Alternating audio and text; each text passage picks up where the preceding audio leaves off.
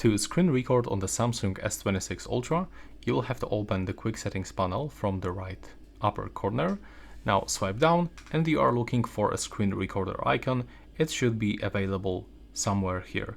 When you click on it once, you can find area to record, so a full screen, partial screen, and also option with audio recording, so we can just don't record any sounds.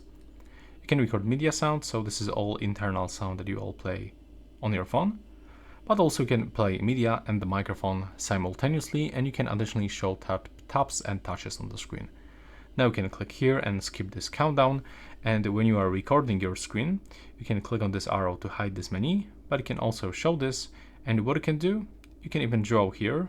If you want to change the color, you will have to click and hold it, and now just change the color and the boldness of this one, like that.